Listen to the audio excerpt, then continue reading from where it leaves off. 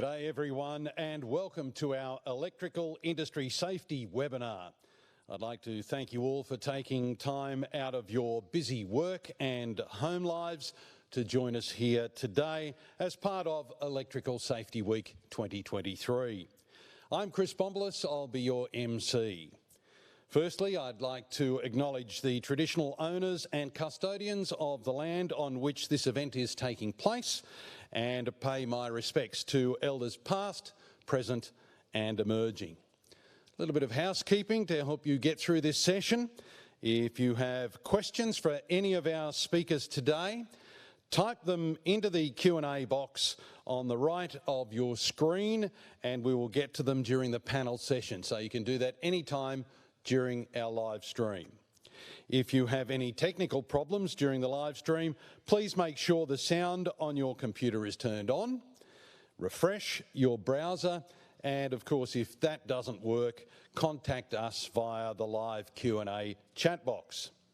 You can also change the size of your screen to full screen by selecting the 4 small arrows next to the volume bar at the bottom of your screen. I'd like to acknowledge our speakers here today. Donna Heeland, Executive Director, the Electrical Safety Office. Mark Pocock, Acting Lead Inspector, Compliance Unit, ESO. Keith McKenzie, Commissioner for Electrical Safety. And Anton Guinea, survivor of a workplace arc flash incident, who will be joining us from downtown Gladstone. I'd now like to welcome Donna Heeland, Executive Director, Electrical Safety Office, to give us an update on the Electrical Safety Office. Donna oversees the strategic delivery of electrical safety across Queensland. Her role involves developing and enforcing standards for electrical safety and promoting improved safety performance in the wider community. Please join us, Donna. Thanks, Bomber. Good morning, everyone. Thanks again for joining us. This is our 4th event for Electrical Safety Week, and we have one final event tomorrow for community. If you know anyone that is interested in electrical safety, and let's face it, everyone should be, please join us tomorrow morning for a free webinar about how to live safely around electricity, and we have over 230 people registered to attend, so it would be great if you could share that message.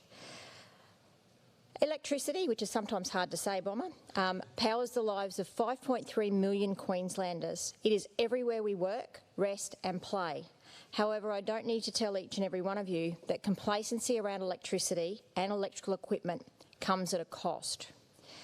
Queensland is very fortunate. We have 62,000 electric workers, 12,500 or a little bit more electrical contractors, and 7,500 electrical apprentices.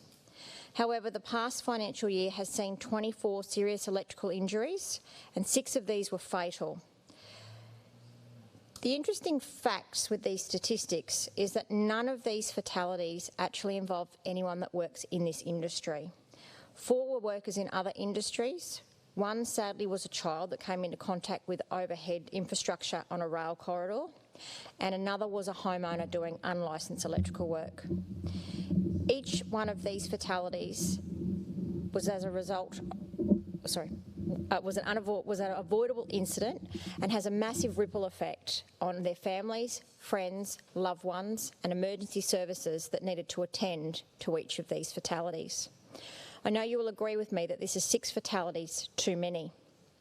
Of the remaining 18 serious electrical incidents, 8 of those involve people that you work with, people that are in the industry and either electrical licence holders or apprentices. As Bomber said, part of the Office of Industrial Relations role is to be active in ensuring all Queenslanders are electrically safe. We do this by a multitude of things, and in the past financial year we conducted over 4,700 site visits, completed 2,700 audits, issued 413 infringement notices, with 62,000 of these almost being for unlicensed electrical work or unlicensed electrical contracting, and over 1,800 compliance notices under the electrical safety legislation. But we're not just electricity. We don't just look after the supply and networks or the grids. We also look at equipment and equipment safety. We did 70 electrical equipment examinations, 296 responsible supplier audits, 87 check testing reports, and 68 referrals to the Electrical Licensing Committee that I'm sure Keith will speak about today. Outside of that, we have a large role in educating community. We have had almost 460,000 visitors to our newly developed electrical community website and 1.1 million views of the Don't DIY, or DIY equals DIE campaign, and delivered engagement activities to over 4,500 people. You may have seen one too many if you've got small children, that we've partnered with the Wiggles. It's never too young to learn about the risks of electricity, something you can't hear, smell or see. The Wiggles has been a huge success, with over 3 million people watching the electricity song and 2.7 million views of the parent and guardian tips about how to keep your home and children electrically safe. We continue our commitment to upholding the professionalism of the industry you work and to use every tool to make sure people are not touting for or doing unlicensed electrical work in Queensland.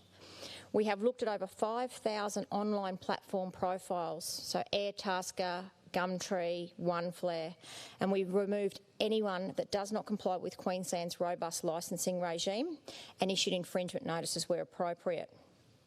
And whilst it's not something that we do or take lightly, we had a prosecution last month of an apprentice electrician who was fined $45,000 for advertising online and doing unlicensed and non-compliant electrical work. The community expects that the work that is done by electricians in their homes is done to a requisite standard and that is done to keep them safe. We're continuing our work to support Queensland's renewable energy commitments and are working very closely with other government departments, industry, to deliver PV solar, large-scale solar, wind farms, hydrogen and battery energy storage systems. Queensland has almost 1 million PV solar systems on residential homes as of today. Our additional priorities for the Inspectorate and the Department will include construction and the agricultural sectors, the hazards of working near overhead and underground lines, and working on or around energised parts. Anton will be joining us today from Gladstone to explore the issue and the life-devastating effects of an arc flash. Arc flash, sadly, is a race that Queensland is winning. We have the highest number of arc flash incidents compared to every other industry in a state and territories across Australia. This is something that we really need to stop. We want to win by having 0 arc flash incidents, not winning by having the highest number. The other thing I want to touch on very briefly is the awareness of asbestos for yourself, your workers and your apprentices. Whilst it's not a matter for the Electrical Safety Office, we know that asbestos also has life-changing effects if you come into contact with it. Earlier last month, the Office of Industrial Relations, Workplace Health and Safety prosecuted an electrical contractor for disturbing asbestos, and the electrical contractor was fined $20,000 by the courts. I encourage you to follow us on Facebook, register for the eSafe Electrical publication, and if you have or know an electrical apprentice, please encourage them to subscribe to the eSafe Electrical edition for important information and safety updates that are tailored specifically to them. I'm extremely proud to lead the Electrical Safety Office, and I look forward to working with this brilliant industry into the future. Please take the time today to reflect on the critical work that you do in keeping Queensland running smoothly and keeping the community safe. Thank you for joining us. As the leaders and influencers of this industry, the work you do every day to champion safety really does make a difference to the lives of Queenslanders. Thank you.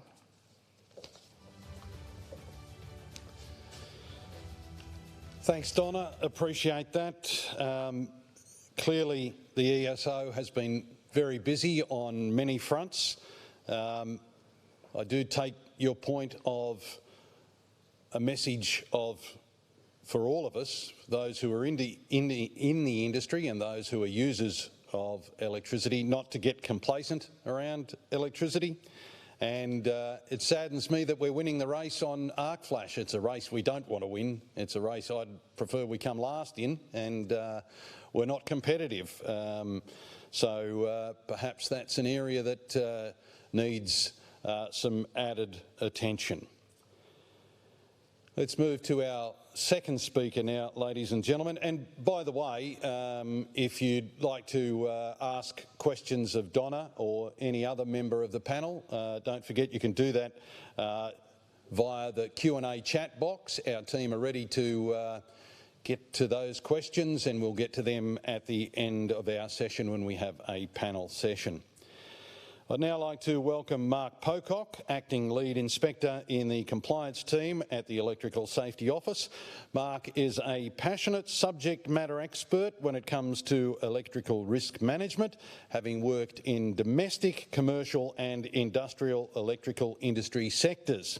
He began his trade career back in 1999 with entry-level pre-vocational trade training. From there, Mark progressed his way through each level of the electrical industry and has been an electrical inspector for the past 7 years. Please join us on the podium, Mark. Thanks, Chris. And I just want to thank everyone for having me here today. I'm here today to talk about testing effectively, and Chris just basically took my entire entry that I was going to say on my first slide, so I'll move straight on to the next one. So why are we talking about testing effectively today? In my role as an inspector, I consistently find there's just a lack of knowledge in the industry and an understanding around electrical testing in general. And with that lack of knowledge comes then the errors with regards to testing effectively. So I've observed this through just general conversations that in my role when we look at auditing or any time that I'm dealing with an incident, I have general conversations with the industry that are working in the field, pardon me, and the answers that I get to the questions that I ask often raise some eyebrows. So unfortunately we also see it reflected when we're investigating electrical incidents. So the consistent issues include a failure to isolate, a failure to prove de-energised linking to that isolation, a failure to perform a visual examination, and a failure to perform mandatory electrical tests. So today I just want to highlight some areas of improvement that we can have in the industry, and hopefully we can start a few constructive conversations about electrical testing in general, and then linking to that effective testing. So how can we be effective with the testing that we're conducting in the field? I'd much rather provide this education and information now than have to deal with something when it's gone horribly wrong. So I want to use today to highlight a couple of recent incidents. So working in the field, we're a bit segregated from issues that can happen in the field, and we can get stuck in our own little bubble. And from there, as an industry, we need to be aware that these types of things are happening, and they happen far too often. So in January 2023, a tradesman and a third-year apprentice were performing electrical work at a domestic installation. Supply was isolated to allow the tradesman to perform work at the switchboard, and the apprentice was given tasks to complete inside the property. Once finished, the apprentice yelled out to the tradesman on a different level and moved on with additional electrical work. Equipment was disconnected to allow for the relocation of a socket outlet. While performing that relocation work, supply was re-energised and the apprentice received an electric shock. So let's highlight, just looking at this specific incident, a couple of possible contributing factors to be aware of as a business or a worker. Hopefully these ones stick out. Communication between the workers, very clear. Isolation, lockout and testing to confirm that isolation on both sources. They're looking at the apprentice doing the work and also the tradesman. But when you look at that apprentice, let's look at the competency of the apprentice and the level of supervision that's been provided at that site. And then also let's look at something that a lot of people do miss, which is the ability of the tradesman to actually provide a level of supervision.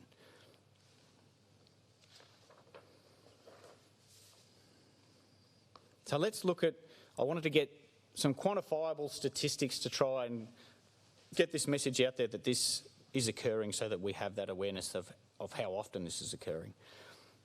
So let's look at the legislation and what applies. So we've got Electrical Safety Regs section 15, and this is the duty to determine whether equipment is energised. So before electrical work is carried out on equipment, the equipment is to be tested by a competent person to decide whether or not it's energised. That's 15.1a. 2a is each exposed part is treated as energised until it's isolated and found not to be energised. As you can see by these statistics, I went back from now to 2019, and we've got 63 notices issued for breaches of section 15. It's a pretty damning figure, considering the consequences when we fail in section 15. We're looking at the risk of death or serious injury, because if you fail at this, it's, especially as a regulator, we're only finding out about this when an electric shock has occurred.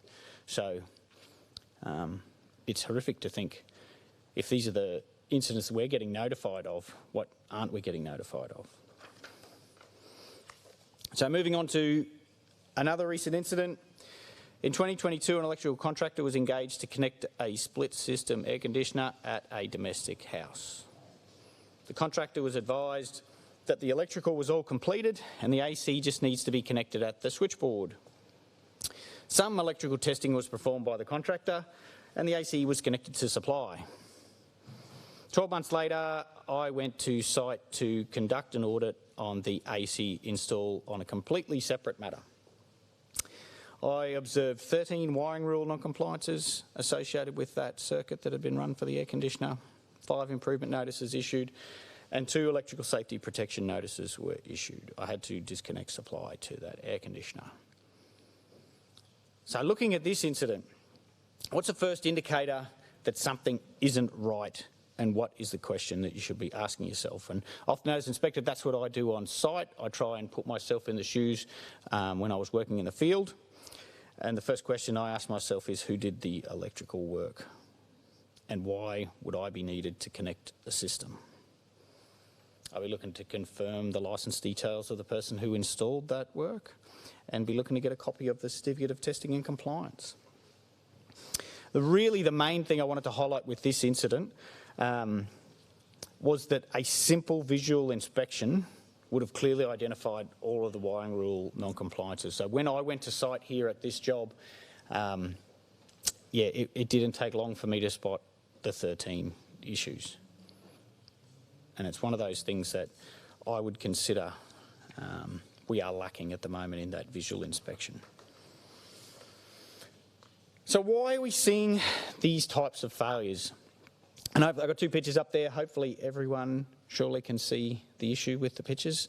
Unfortunately, the solar installer didn't. So why are we seeing the failures to conduct effective testing? In both of those instances that we're looking at, testing was conducted, but it wasn't effective.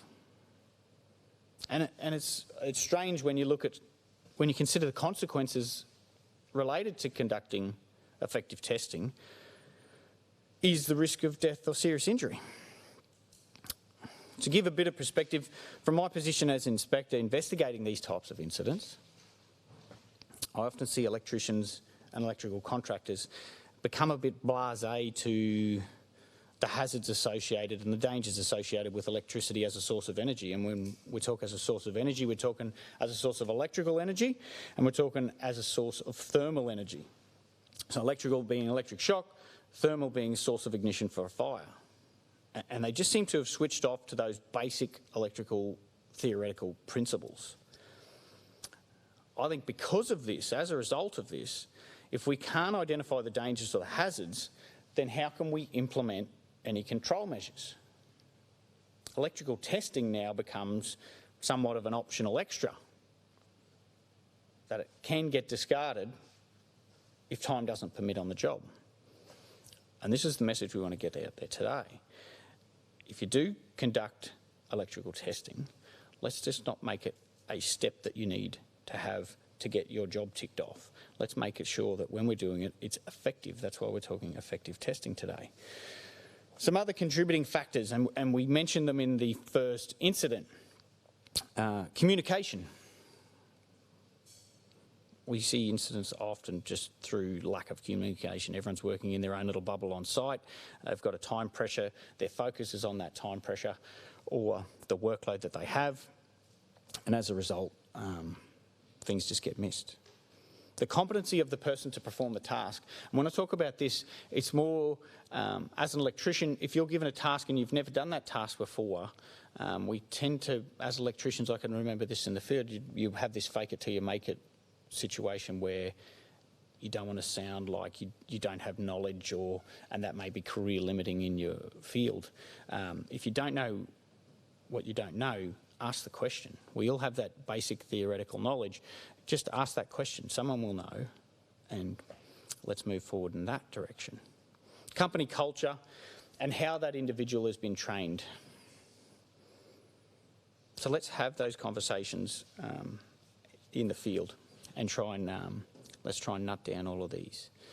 The conversations that I have and I observe at the time of the incidents, people often focus their shift, the person's focus can shift completely away from electrical safety, and they just become fixated on either timeframes or external distractions on site.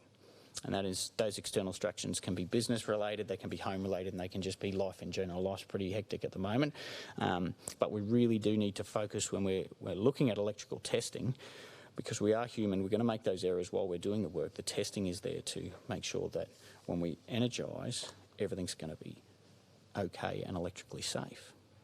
So how can we improve? If we have an incident, have a good, honest look at the incident itself and how it's happened. Often these matters are dismissed and swept under the rug to avoid any consequences that may occur. When we look at these, we've got to dig down into the weeds and identify those causal and contributing factors. Because realistically, how can we fix something if we don't know the actual problem? In my capacity as an inspector, I consistently see internal investigations that have either downplayed the incident or they just fail to identify how the incident's occurred. So it's that, have that honest look if you've had an incident. And if you haven't had an incident, it's really important to run mock scenarios. A simple one is you've sent someone to do a job, play that mock scenario out that there's just been an electric shock incident occur on that job, and then break down as a company what systems you have in place around lockout, isolation, electrical testing, competency of workers.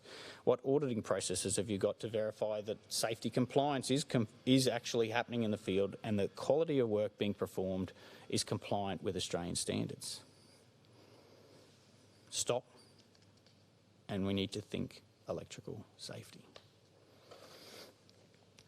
I've included a couple of slides here because while having these conversations out in the field, just in general and to do with incidents, I often get blank stares still when I talk about these things.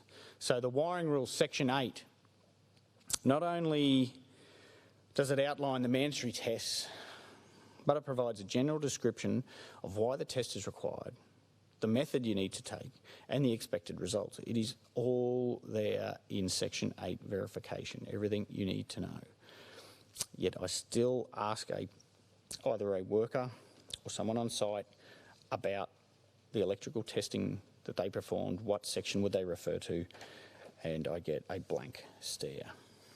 We also have specific Australian standards for inspection and testing. There's also 4836, which is an Australian standard that provides guidance regarding safe working on or near low voltage installations and equipment. This is a good one. It's very similar to our code of practice for managing electrical risks in the workplace, which that standard is, the code of practice is free online. So if you go to worksafe.qld.gov.au, you can get a copy of that one there. But that Australian standard is really good. It's got some great information and guidance around working near energised parts. These standards, I've made them coloured just so that we've got contrast. I put it up there. Initially, they're all white and it just looked like words on the screen. So at least we've got a bit of contrast now.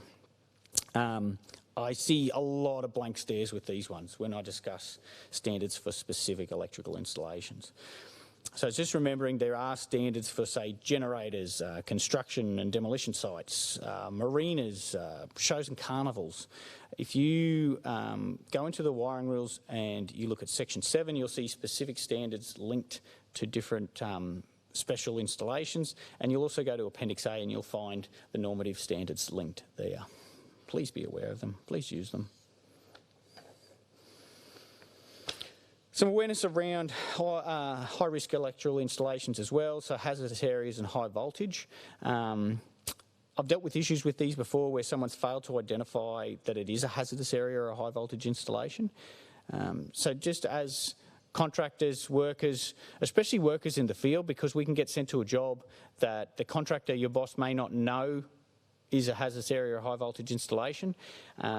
So if you go to that site and you think that it may be, you need to follow that process of calling up and finding out about it. So before a contractor connects or reconnects a high voltage installation or a hazardous area, they must get an accredited auditor.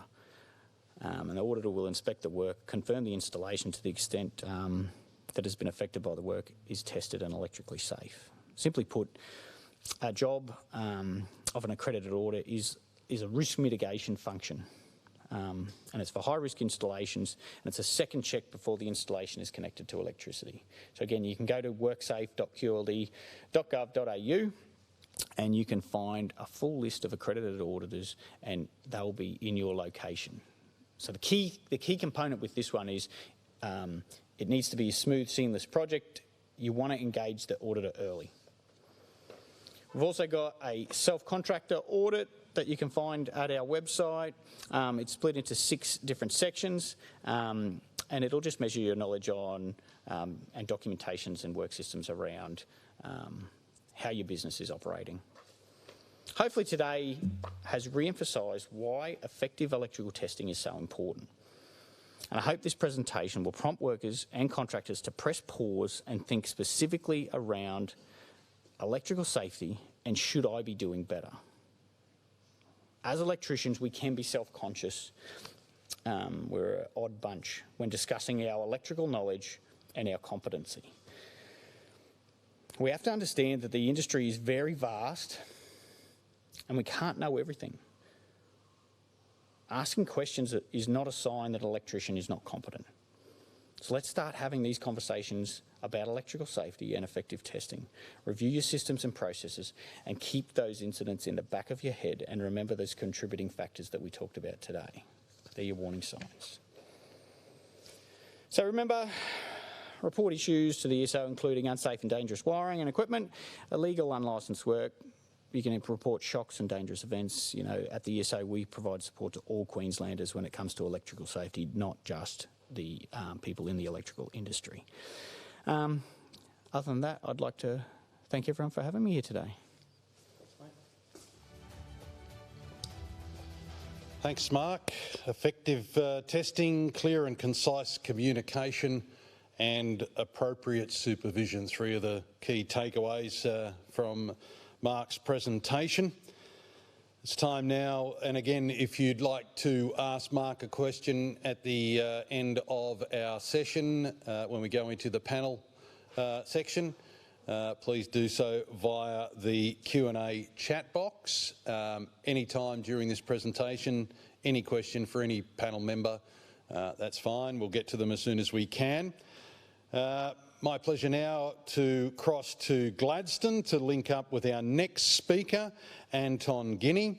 Anton was just 21 years of age when he was involved in a workplace incident as an electrician. He received second-degree burns to 15% of his body after using a steel ruler to measure something in a switchboard. Anton understands the risks of working under pressure and is committed to helping leaders build psychologically safe and high-performing teams. And I've got to say, Anton, good morning, welcome. I am green with envy about your tie. Thank you, Chris. Thanks for a great intro. And yes, it's really, really bright on the video. So, and thank you for a great welcome. Thanks for being a great MC today. And thank you to our previous speakers.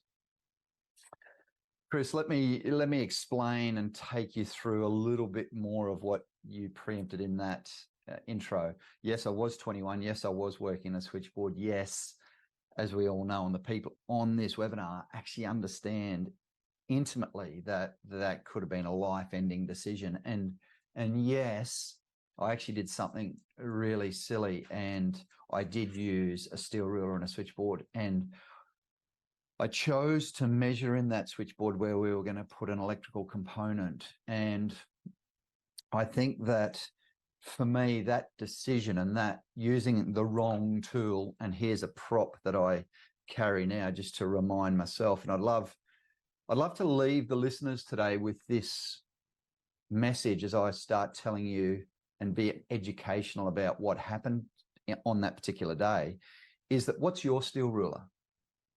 Now, what I mean by that is it, and thank you, Mark, is it electrical testing? Is it isolation?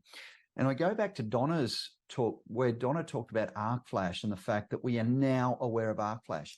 Let me cast our minds back for anyone that can remember the 1900s and in the 1990s. We actually didn't know about arc flash. We certainly didn't train it at trade school, and we certainly didn't measure. And I love that Donna could actually have statistics around arc flash. Now, that wasn't a thing in the past. And when I was measuring in that switchboard, and so a tradesperson and I were measuring, and we were going to mount an overload block in a switchboard for everyone's benefit. So it was a large panel. So we had probably 6 MCCs, let's say, as part of this panel. And this was the very, very first one that we were measuring in. We opened the panel, and to Mark's point, electrical isolation and testing, we isolated, which was really interesting. We isolated the MCC that I was working on, and I really want to be specific about that. So I speak to a whole range of groups and audiences, especially around this time of year, around Electrical Safety Week and around Safety Week in general. And some groups I'm less educational, I guess, but in this particular group, when I'm speaking to electricians, if I can really paint the picture, in the electrical industry, I can really paint the picture for you of an MCC, a main switch was one of the panel doors that you actually turn off or isolate to actually get inside the MCC. And once you're inside the MCC, what you can see then is dead. And so we tested for dead. So we did everything right, which was really interesting. Or so the general manager from that site told me when I was lying in intensive care about 2 hours later after this had happened. But here's the thing, and this is about opening your mind up to not just testing and isolating what you're working on, but what else is around you. So that particular switch board was not isolated. Only the panel that I was working on was. So we had live buzz bars in the back of that panel that came through to the main switch, isolated, everything there dead. But what we don't realize sometimes is how thin a steel ruler is. And it got in behind the main switch, and it came close enough where it contacted live buzz bars in a switch room that had the transformer just outside. In other words, the fault current was significant. The fault current was really, really high because of that distance from transformer to distribution board. And the switchboard literally erupted in my face. The arc blast that came out of the board, for anyone that's seen or anyone that, and I hope there's no one on here that has experienced an arc flash, that explosion of ionized air that was superheated to something like we now know is 20,000 degrees C, which is 4 to 5 times as hot as the sun, is the way people explain it, which is really hard for us to sort of grasp. And my hands came in contact with that 20,000 degrees C fireball, and so did my face and my neck. And I'm going to show you soon those photos. There's going to be a trigger warning in a moment. But, you know, talking to Donna and Mark's point about the impacts, the consequences, how long these psychological and physical impacts on your life go on for. I'm now talking about this incident it's 20 something years later. The thing was, for the first 10 years after this incident, I could not talk about it. I suffered through what I would say was post-traumatic stress. Now, for anyone, and I hope that's the steel ruler dropping. So for anyone on here that has had a significant incident in their life, they'll know that it's not easy to get back up on the horse. That is not an easy thing to do. And for me, it wasn't. And even though I thought that I could just go back to work as an electrician, it wasn't that easy.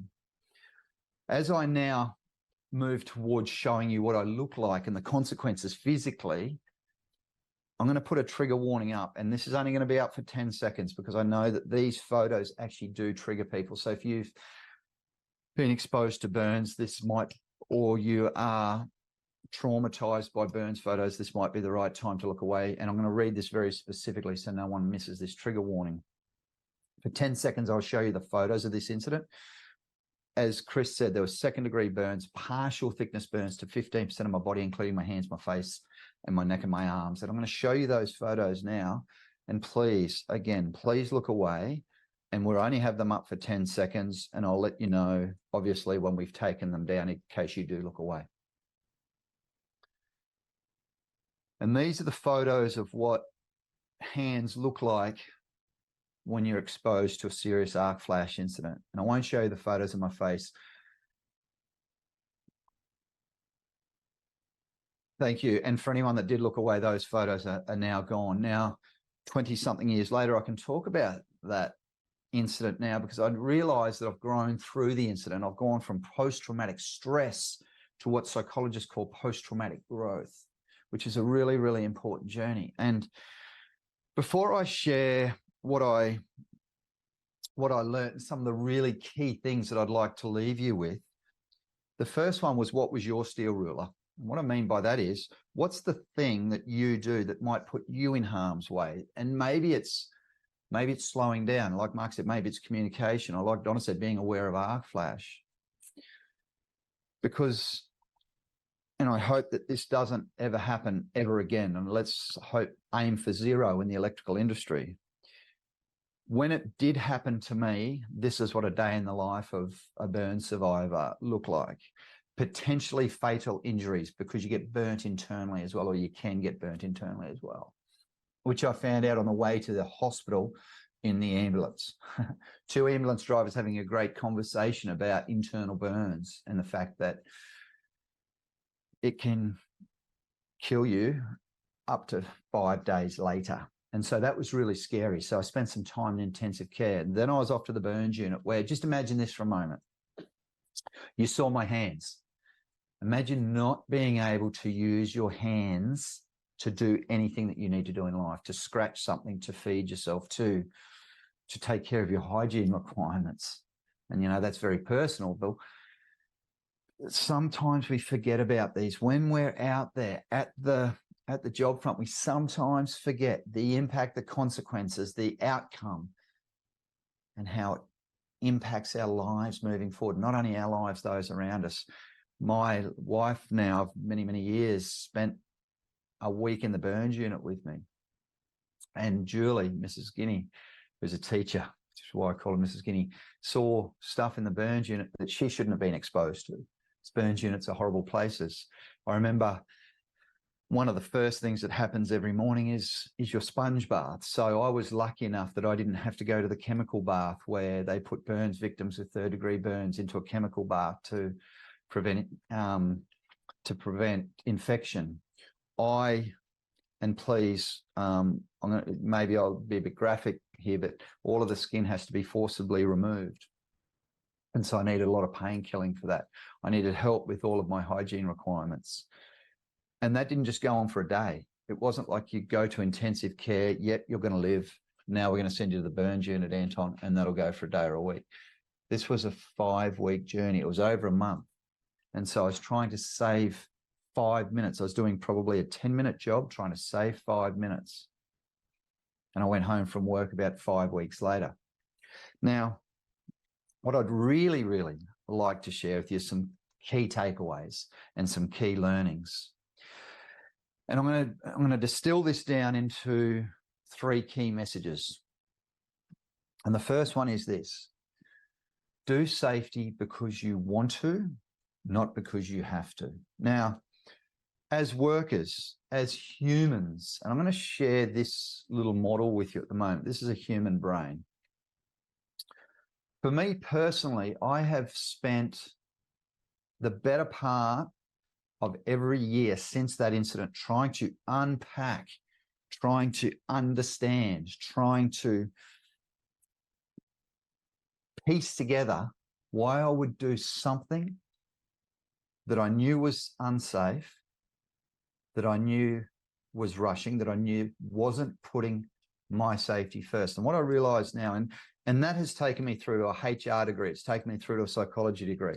And what I now realize is that we've got 2 parts of our brain. We've got our limbic system, which is the fast decision making. And we've also got the frontal lobes of our brain, which is where we've got to step back and make rational decisions and planned decisions. I was working with my fast brain when this incident happened. We now know that it takes only seconds to slow down and to think about what could happen, to think about the priority. What is your priority? Is it to get the job done quicker, or is it to go home safely? Is it to get the job done quicker, or is it because you've got an apprentice in your care? And we heard an incident involving an apprentice before, and there'd be a lot of people on this call, on this webinar, that would be apprentices or that had been apprentices.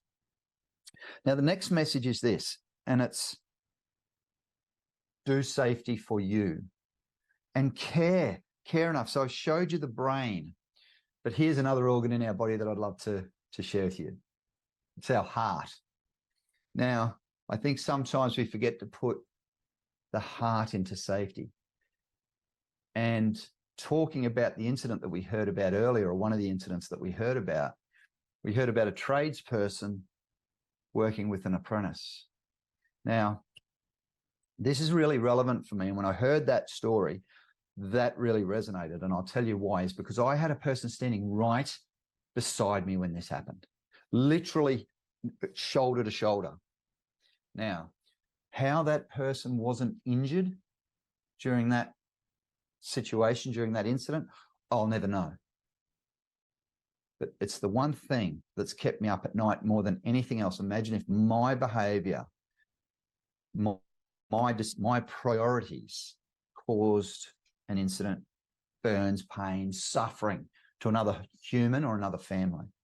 And that is tough. That would be tough to live with. So please care about yourself and care about others. Now, the last message that I'd like to leave you with, and there's some science now. There's been a lot of studies around slow down to speed up. And we know that safe organisations are actually productive organisations, but it's counterintuitive. Slow down to speed up. And I want to use another prop just for a moment to share with you how you might do that. So a lot of us, and I did this in that moment, I was so worried about getting that job done quickly. That was my priority. That was my focus. Get it done fast. But here's the thing. It wasn't a job that needed to be done fast. The whole plant that I was working on, so this incident happened in Gladstone, Queensland, at a chemical factory here. And one question that I often get is, how did that workplace handle that? How did they change? What did they do after that particular incident? Now, I haven't been back to that organisation and really unpacked what changed with them. Though what I do understand is that not much, because it was deemed as a manufacturer's defect. There was a gap in behind the main switch that shouldn't have been there. So therefore, that's okay. We know about that now. Everyone, don't use a steel ruler on a switchboard. So did anything change on that site? Not really. And that's okay. And that's okay, because it was many, many years ago. But what's changed for me is I now know that speed and trying to rush a job will put you in harm's way. And I'd love to leave you with this as a visual. This is called the Hoberman sphere. And sometimes we get so compressed in our thinking and we get so wound up about getting a job done fast that we don't look at the bigger picture. We don't look at longer term outcomes. We don't look at going home safely. We don't look at not spending time in a burns unit for the next 5 weeks. Slow down to speed up is my final message. Know that you have got the time to work safely. And when you take that time to work safely, you'll do the job properly anyway. And at 9:45, I'm going to stick to the schedule and I'm going to make sure that I finish right now. And I'm going to hand it back to you, Chris, for any questions, queries or comments. Thanks very much, Anton. We'll have those questions at the end of the session. We've still got one speaker to go, so we'll get to that speaker first. If you do have a question for Anton or anyone else in our panel, please submit them via the Q&A chat box. We're going to get to them very, very shortly. And I see already that there's a fair bit of feedback and commentary online, so we appreciate your participation in this morning's live stream. Anton, appreciate the key messages, particularly do safety because you want to. Yeah, do it from the heart. Do it because you really want to, not because you have to. I think that's a great take-home message. Care more, absolutely, about yourself, about everyone around you, about your workmates, about those you're doing the work for. I think that is a great ethos, and slow down to speed up. It sounds like a bit of double Dutch, but I know where you're coming from. And of course, what's your steel ruler? We all have something that's going to happen. What is yours? And it could be one that is catastrophic for you and your career. So appreciate the talk, and we'll catch up with you during the panel time, Anton. Let's move on to our next speaker, and I'd like to welcome to the podium Keith McKenzie, Commissioner for Electrical Safety. Keith started his electrical career in 1986 after gaining his electrical fitter and mechanics licence. He worked for a number of companies on domestic, commercial, hospital, petrochemical and industrial projects. He has served on a range of board and committees in the area of apprentice training, construction, training competencies, workplace health and safety and the Australian standards, and has been a member of the Electrical Safety Board and the Electrical Licensing Committee since 2011. Welcome, Keith.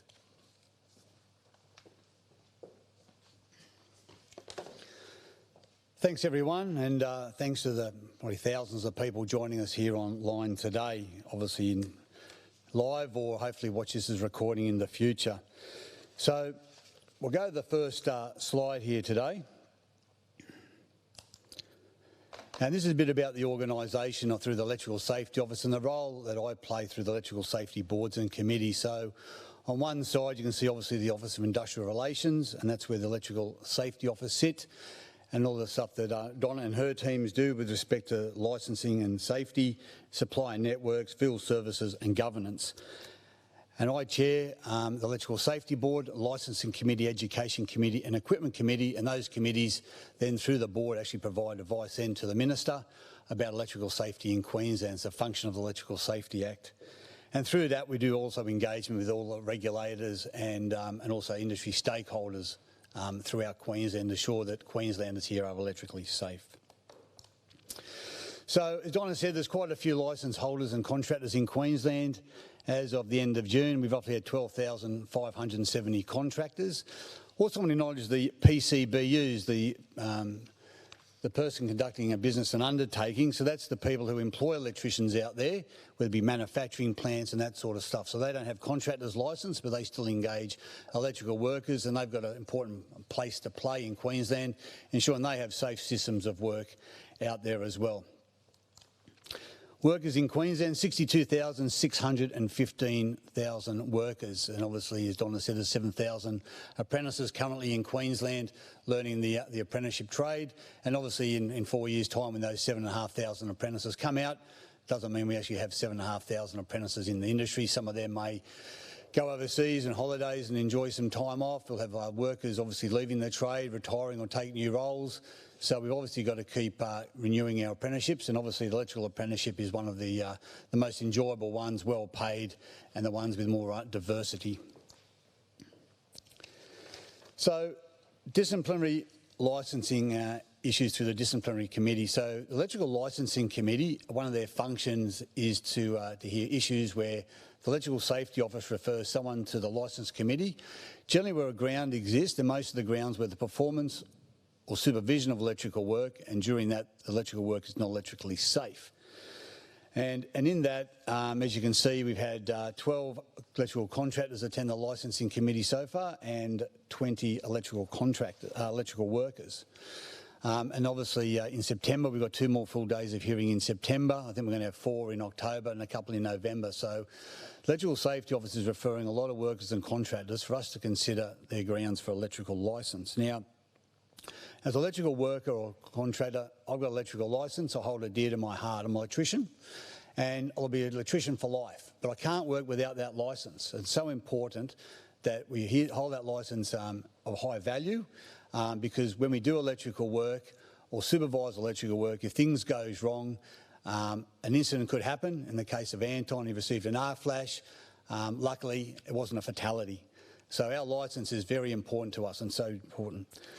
Under Section 37C of the Workplace Health and Safety Act, a dangerous electrical vent is one of electric shock, and that is a notifiable incident. So if someone receives an electric shock in a workplace, it is reportable, and under Section 38 of the Act of the Workplace Health and Safety, it's a duty to notify.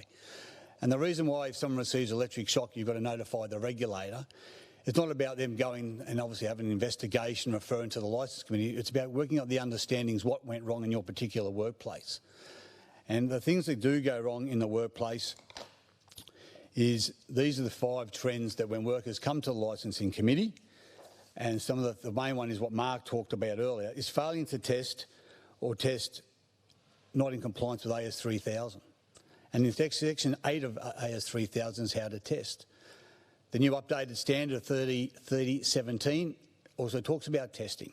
So when workers come to us where someone's received electric shock, and in some cases it's the homeowner, and homeowners say, well, I received a tingle on the taps. No, you received electric shock, and then they bring up the regulator or the supply networks to investigate.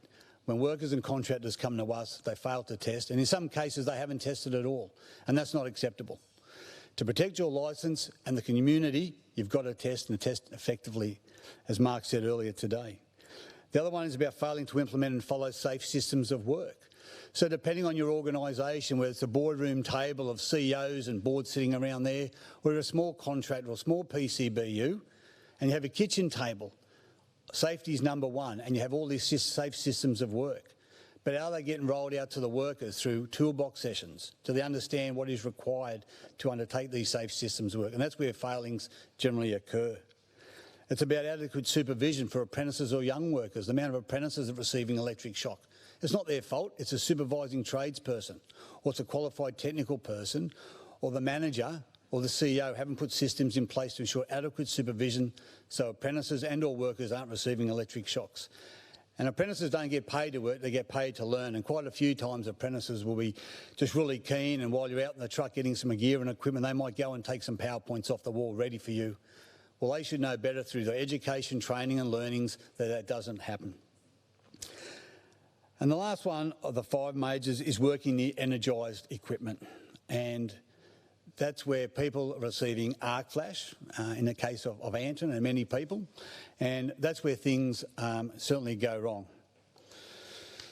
With respect to arc flash, and you saw an example for those who were able to watch Anton's hands, it wasn't good, and like that 5 seconds of using that steel ruler is months and months, and he keeps talking about it now, which is a credit to Anton sharing his experience. Is it's really when things go wrong. You know, and when the Electrical Safety Act was developed in 2002, we changed how we do things. You know, working on live electrical equipment, I'm working live, I'm working near, and we've got to isolate. And when things go wrong, people aren't isolating upstream. So they'll turn the main switch off at the switchboard and they still play around in the board. Well, how about actually isolating at the pillar, the pole or the transformer? That's what's important. Things happen, you know, end of the day. How do I actually, am I just going to turn the main switch off, or I'll try and do it live? You've got to stop. You've got to stop and think. And especially with that testing, when you've done your last PowerPoint or installation for the day and test, take 20 minutes, have a break, review your swims, review your testing procedures, read Section 8 of the wiring rules, get in that testing zone. That's your game day, and then go and test. And on the screen there's a whole range of different control measures you can have a look at. But it's also about, as workers and the employer, work out systems. Mark, through Mark's story, which is a great video produced by the Strategic and Communications Group, they had a video of Mark. He made a slip up one day and received an arc flash. And after that event, it's all what if. Turn the power off, isolate upstream. And especially the people working on solar farms, they're not new to some of this. They're opening combiner boxes. What's going on in here? And especially with DC receiving arc flashes. So an arc flash is caused when something goes wrong, and people should know better, because I guess it's good luck if you come to the licensing committee with an arc flash, because at least we get to see you and change some behaviours, rather than not turn up the licensing committee and being a fatality. So arc flash is extremely important that it doesn't happen, and too many times workers are exposed to this, either not having systems in place by the employer, or not following safe systems in place, or just being lazy and taking shortcuts. The next thing briefly is about apprentices. Anyone who looks after an apprentice, it's a privilege to train an apprentice. If you don't want to train an apprentice, be prepared to put your hand up and say, I'm not interested. So we don't want to set apprentices up and make them fail.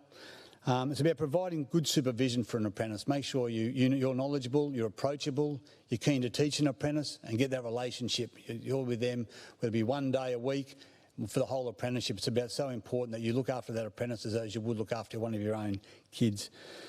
Make sure that you understand the scope of work that they're doing. Don't just assume you've got a fourth-year apprentice and send them on a particular roof, or go and do a motor changeover. With the first year or fourth year, actually ask what are they competent in, what can they actually do, and actually you as the tradesperson, you're knowledgeable to undertake that work. Provide a safe working environment for them. Don't be cranky at them. They want to ask a whole heap of questions, and if you're just cranky and abrupt with an apprentice, they'll shut down. So it's about how we actually teach an apprentices. And if you find apprentices don't know too much, well, you need to look yourself in the mirror, because you're the tradesperson teaching them, you're the tradesperson mentoring them. They go to college for a short period of time to learn about the theory of electricity and fix up some of the skills they might have learned from some bad tradesmen out there. But it's up to you as a tradesperson to teach and nurture those apprentices each and every day, so when they come out, they're just as good as you, if not better for you, over the last 4 years of the apprentice. The Electrical Education Committee and Licensing Committee formed a focus group about a year ago, developed a supervision guide for apprentices, which will hopefully roll out very soon, where apprentices actually have a look at that and what is their role within the electrical industry, as far as what sort of work can I do, what sort of training do I need, what's the PPE. So if you're a great employer, you might already have that. If an employer's starting out, here's a bit of a guide for an apprentice. And the next stage on for that, we're looking on a guide or a particular course or some form where workers who are actually supervising apprentices, what do they really need to know to be a good supervisor and apprentice mentor. Over to competency and skills, you need to determine, are you competent? So my electrical licence, pretty cool. Electrical fitter mechanic, that allows me to work on anything electrically, but I might not be competent. If I worked for, say, Energy Queensland, I know nothing about poles and wires. My licence allows me to do that, but I wouldn't be competent, and hopefully I've got to start with them. They actually put me through some regime to determine my competency. So as you as an electrical worker, are you competent? Just because you've got a licence, you're not competent. Are you competent to test and test effectively? As an employer, how do you know your workers are competent to test? Don't say you've got their licence. Do you put them through a training regime yourselves, or do you send them out to an RTO to deem they're competent? What systems have you got in place? Same with the PCBUs. If you're running a manufacturing company, big mining company out there, what systems have you got in place? You might not have a QTP, a qualified technical person, to ensure workers are competent, but you have a duty to ensure that they are and to ensure that that work that you do is electrically safe. Put systems in place. How are they being rolled out? No good having on a computer system in a file on your C drive or some files in the office. Are the workers actually reading that on the job at toolbox sessions and understanding that the safety culture within your organisation actually goes from the CEO all the way down to the apprentice? And are you refreshing these skills each and every year? So a couple of take-home messages. Get involved in the risk management process. Think, are you competent? Review your swims. If you've got a swim, someone might have written that 5 minutes ago or 5 years ago. Are they still current? Do you still need to modify them for the particular task that you're doing? Ask lots of questions. We want apprentices to ask questions each and every day. Tradespeople need to do it. Managers need to do it. Supervisors need to do it. Are we doing what we do now or what we learnt in the past is still effective? If you've got issues, talk to your supervisors, your HSRs, the union delegates, talk to everyone you need to do to ensure you have a great workplace and get involved. And if you think it's unsafe, stop and make a call. If it's a hot day, you're working in North Queensland, it's 48 degrees, you're not thinking right, it's 4 o'clock in the afternoon, ring your employer up and say, look, rather than energising today, how about I come back tomorrow and test? And hopefully that will be the answer. There'll be a whole range of contributing factors, but testing is number one, and that's what you need to do. So if it's unsafe, stop work, have a think about what you want to do to protect the people of Queensland. I'm mindful of time, so I'll wrap it up now. Electrical safety in Queensland is certainly in good hands with the office, the Electrical Safety Office. We've got our own boards and committees, our own Electrical Safety Act. There's a review now of the Electrical Safety Act, which hopefully in the next few months, Minister Grace may have a view to make changes to that Act, and a lot need to be made changed. So we'll keep you updated throughout the end of this year and early next year with the progress of that. Thanks for watching. Stay safe, be electrically safe. Thank you.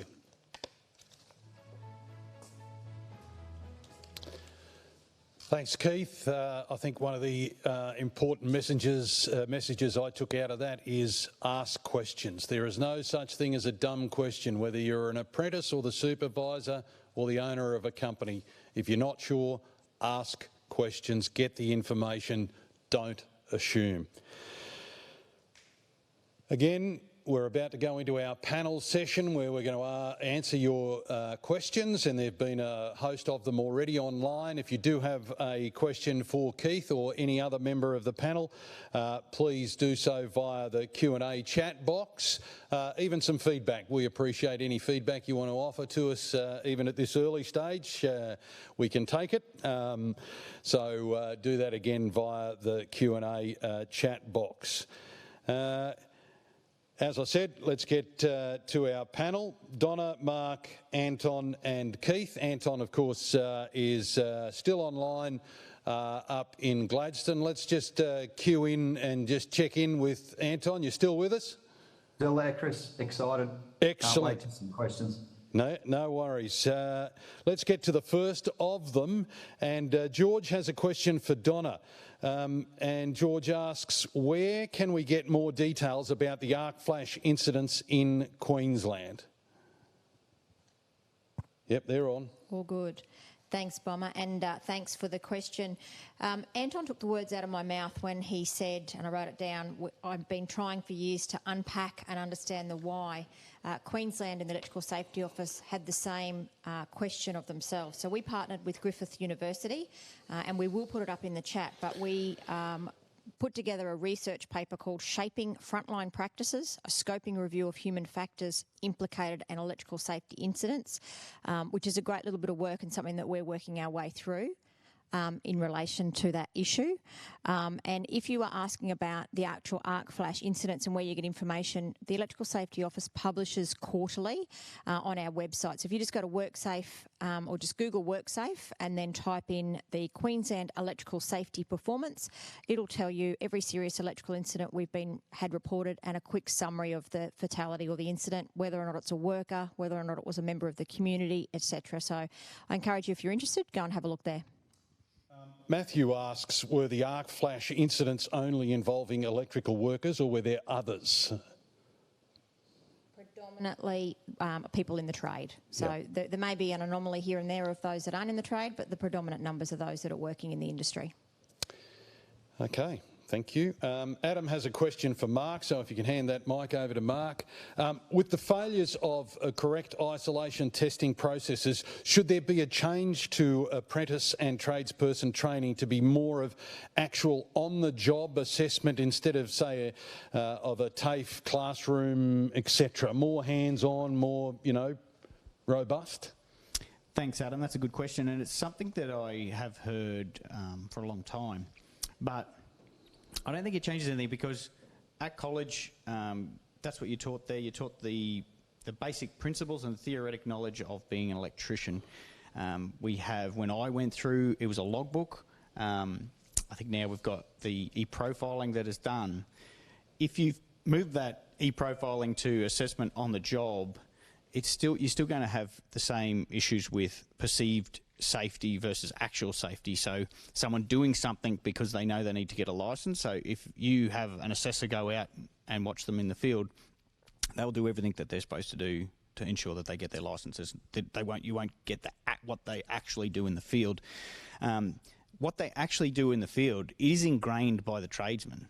It is ingrained by the supervisor, those actual processes and the actual culture of how you're going to work. I think of it like the Melbourne Storm principle. So Melbourne Storm have been in the NRL, they've been successful for a long, long time. And you can have a player go from a mediocre team, and it might be a mediocre player, and he'll go into the Melbourne Storm system, and yet he will become more than he's ever been in his life. And that system that he goes into, it's ingrained by those players. And at the time, it was your Cameron Smiths, your Billy Slaters, your Cooper Cronks. They lifted that person's ability. And I think that's where it comes into. It's ingrained into that apprentice and the person training by that tradesman or by the person who's training them in the field. Changing the way that they assessed, you're still going to get that person who's going to do exactly what they need to do to get their licence. You're not going to find out exactly what they're doing in the field. That's ingrained by the tradesman. Thanks, Mark. We've got some feedback. Great job, Donna, from Irma at Nika. Sue Shepherd says, fabulous presentation, Mark. And we've also had many viewers online that said thanks to Anton for sharing his very powerful story. To more of the questions, Scott asks, what's in place to assess arc flash incident energy and what suitable PPE should be in place? Colleen is keen to hear more on this also. It's a bit of a complex question, I gather, but Mark, some thoughts on this? Again, what's in place, I guess, in the industry, when I was going through working pre-2015 in the field, there wasn't, a few of us have mentioned it, that there wasn't a lot discussed around arc flash, but it's always been there around prospective fault currents.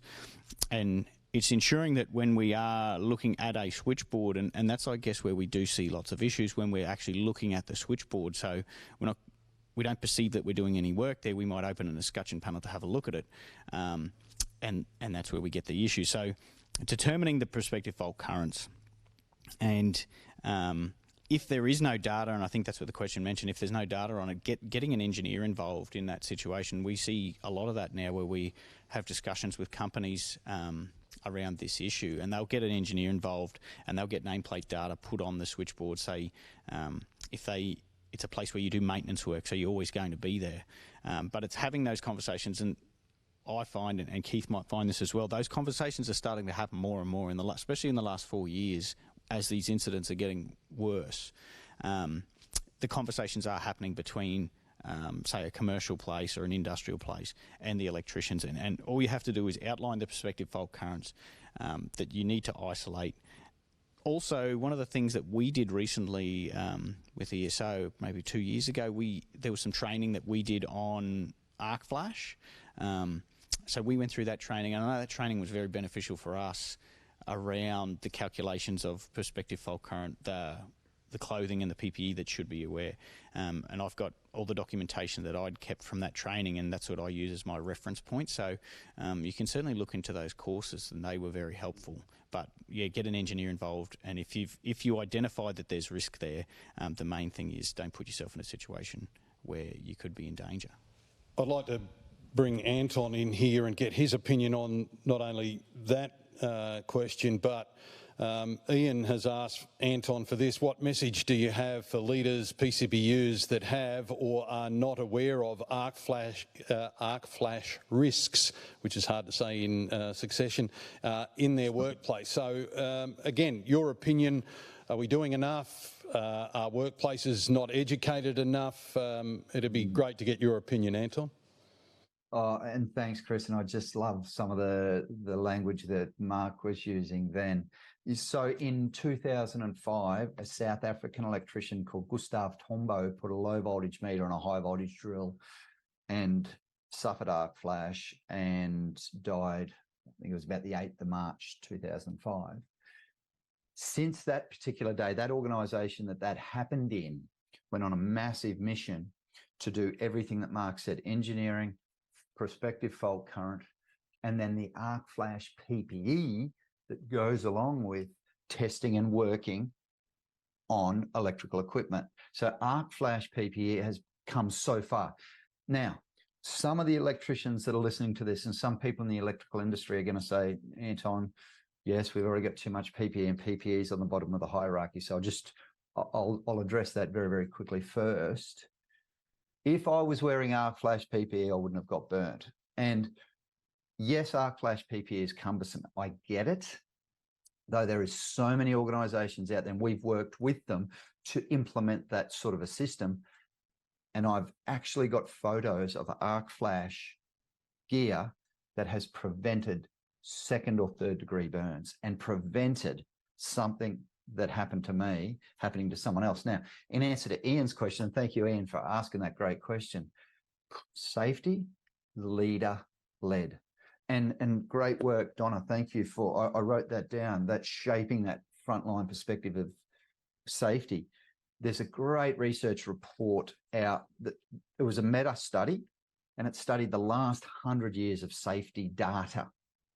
And it's come up with the 5 top things that industry, not just electrical industry, but industry has done to really reduce, I guess, safety incidents, injuries, and fatalities. Number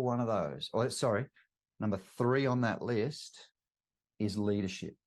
And it's the micro decisions that leaders make that demonstrate what is the expected and accepted behaviour from their teams, whether they're apprentices or whether they're other tradespeople.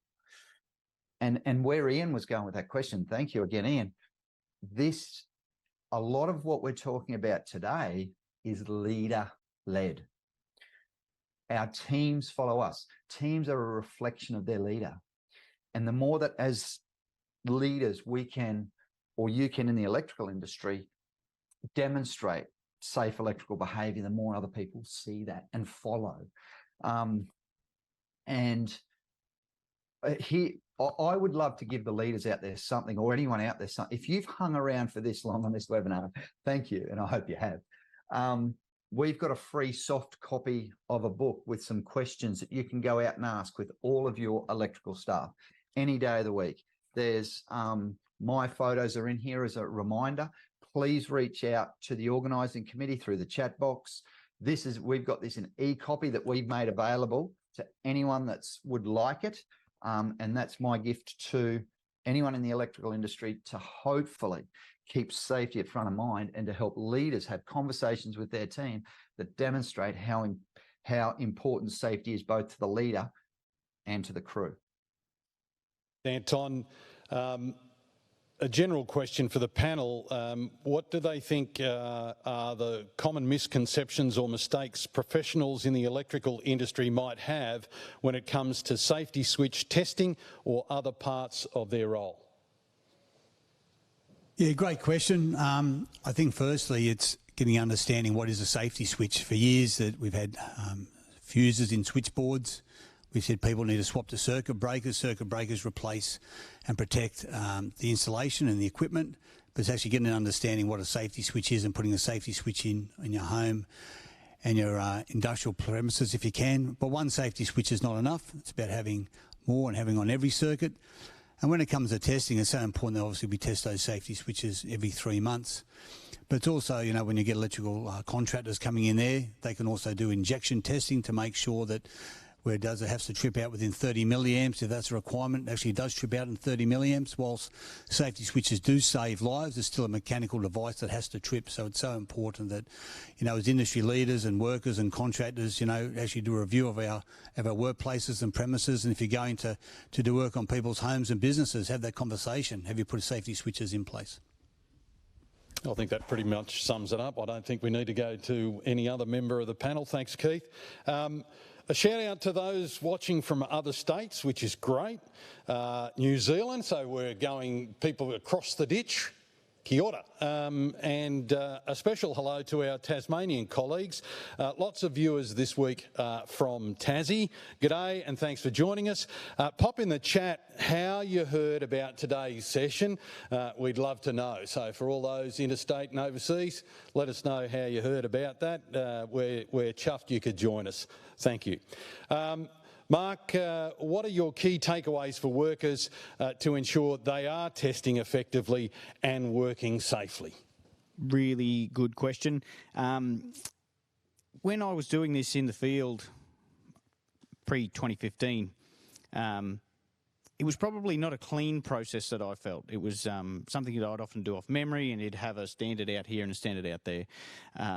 Coming into the ESO, and part of the processes that we have in place is once you get like a really clean procedure in place, testing just becomes so much easier, so natural, where if you're doing testing for a certain thing and you've got a process and procedure that you can follow, and every company that I have dealt with and talked that I walk away from and think, geez, they had their testing sorted out, it was because they had a really clean process and procedure around testing that they could just read through and do, so that every time they knew they'd done the exact same thing, and it was just a process that was repeatable, and it just became ingrained culture in that company. And the other thing I'd say is to have that switch. Keith and I had a discussion around this morning.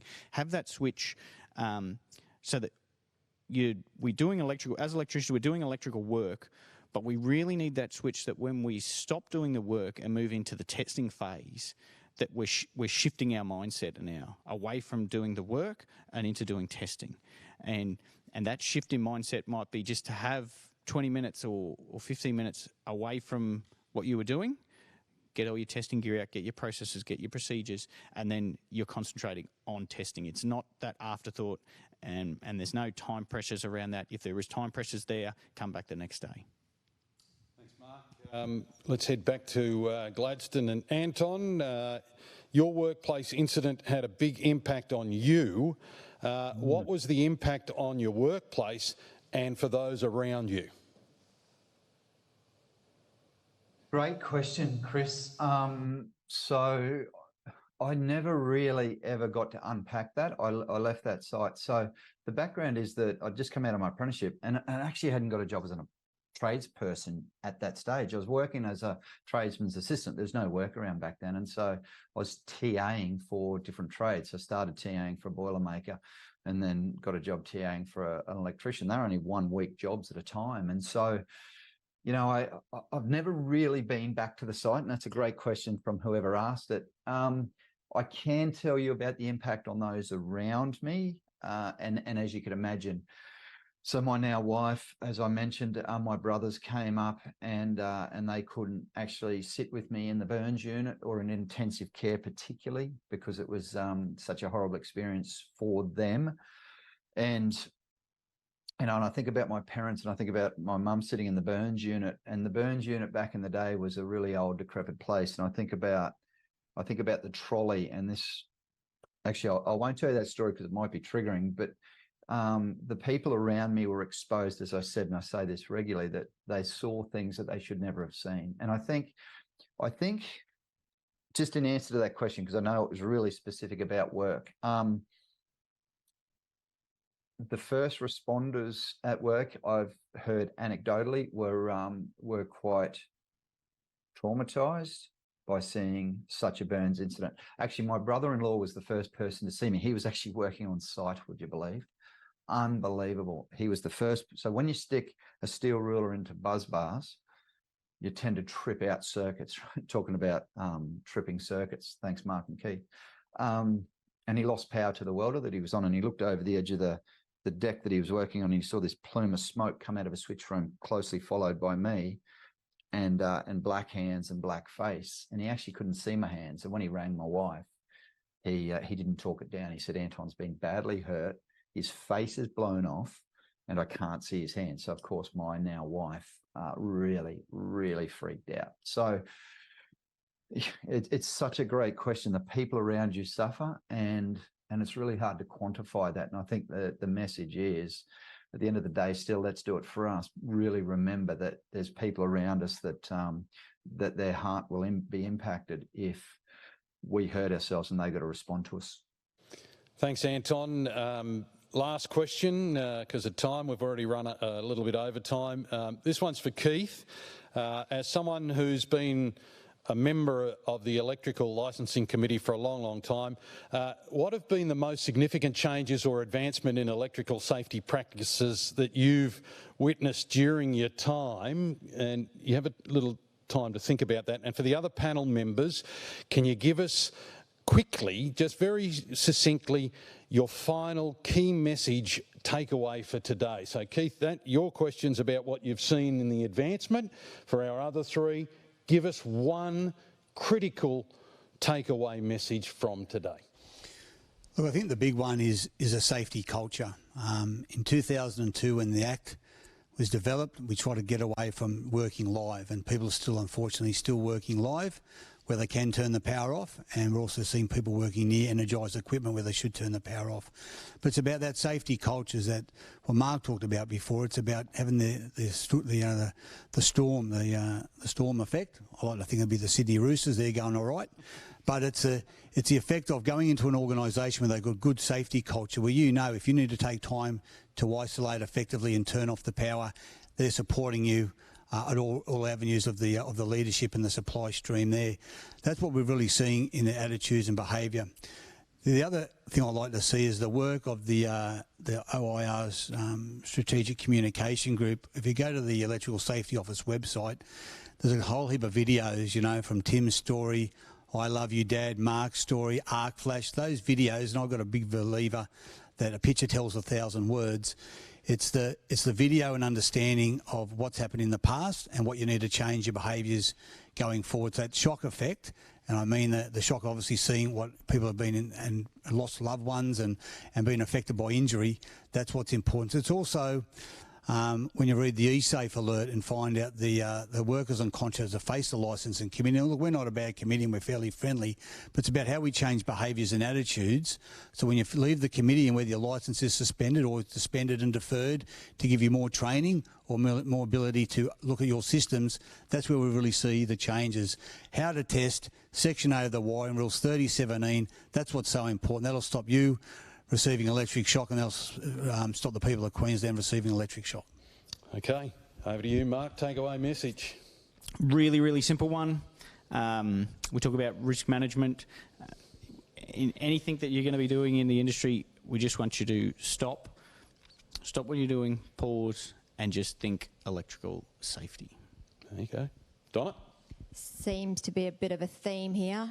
What never ceases to escape me is when we get an incident notification, whether it's from the ambulance, the police or the workplace, that we know that that family or that person and their loved ones and their colleagues, they are going to be impacted forever. It has a massive ripple effect. And if you're not going to be safe for you, be safe for your kids, be safe for your mum and dad, your wife, your partner, whoever it is that you go home to or that makes you happy at the end of the day, just remember that what you do has a greater impact than just yourself. So be safe, work safe, home safe. Back to Gladstone and Anton, bring us home. It might not be a steel ruler for you, Chris, or for everyone watching this, but what is your steel ruler? What is the thing that could bring you in contact with an energy source like electricity? Engage your frontal lobes, make safety your priority, and think about what you need to do to make sure you never do something like sticking a steel ruler on a switchboard. And that's the analogy. What's your steel ruler? Thanks, Anton. That just about wraps up our session. I'd like to thank our guests and panel members today, Donna, Mark, Keith and Anton up in Gladstone. We appreciate your input, professionalism and very, very, very sound advice. Today's webinar was recorded and will be available to watch and share with your friends or colleagues that may have missed. And it would be available at eso.qld.gov.au. That's also where you'll find a bunch of other resources and information on electrical safety. It will also be available on worksafe.qld.gov.au. Keep your eye out for an email from us over the next couple of days to complete a feedback survey about today's event. It's important we get your feedback. We'd like to know what you thought, suggestions on how we can improve it. We're always looking to tweak things. We really value your feedback. So if you can spare a couple of minutes, that would be really appreciated. Finally, as we continue to celebrate Electrical Safety Week 2023, from me, Chris Bombolas, and our team, work safe, home safe. Bye for now.